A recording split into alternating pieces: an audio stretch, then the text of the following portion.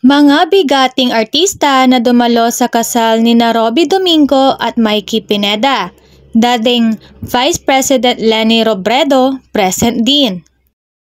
Ibinahagi ng aktres na si Melay Cantiveros ang mga larawan sa kanyang mga kaibigan sa celebrity sa pagsasama ni Robby at Mikey noong Sabado, January 6. My celebrity friends on Robby and Mikey's wedding, char.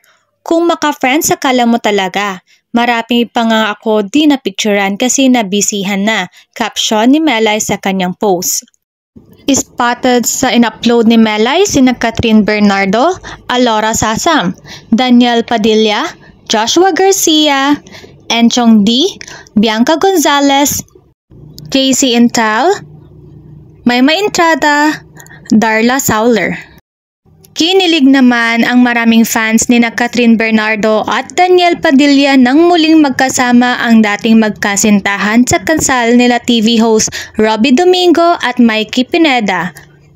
Sa mga viral photos and videos, makikita na hindi halos hiwalayan ni DJ Sikat sa loob at labas ng simbahan. Isa sa mga kumakalat na larawan ay hawak ng aktor ang baywang ng dating girlfriend. Dumalo din sa nasabing kasal sina Donnie Pangilinan at Bel Mariano na pinagkilig din ang mga fans nila. Makikita sa larawan kung gaano ka-sweet ang dalawa. Nag-post naman ang dating Vice Presidente Leni Robredo ng mga larawan mula sa kasal ni Robby at Mikey noong Sabado, January 6, 2024. Naging emosyonal naman ng TV host na si Robby Domingo nang bumungad sa kanya si dating Vice Presidente Leni Robredo, isa sa mga ninang sa kasal niya kay Mikey Pineda. Robby just before he marched to the altar to wait for Mikey. What a beautiful wedding, Robby and Mikey. Caption ni VP Leni sa kanyang IG story.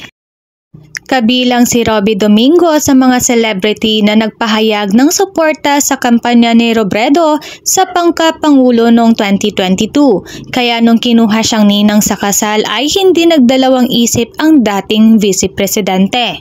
Makikita din sa larawan si Piolo Pascual na isa din sa mga ninong nila.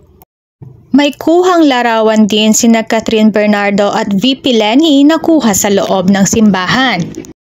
May kuhang larawan din ang dating VP Leni kasama sina Ogie Alcacid, Donnie Pangilinan, Piolo Pascual, Regine Velasquez na sumuporta din sa kampanya ni VP Leni noong 2022. Nagpapasalamat naman ang mga Bulakenyo kina Robby at Mikey dahil dinala nila ang mga artista sa kanilang lugar. Napakaswerte nila umano dahil nakita nila ang iba sa kanilang mga iniidolong artista.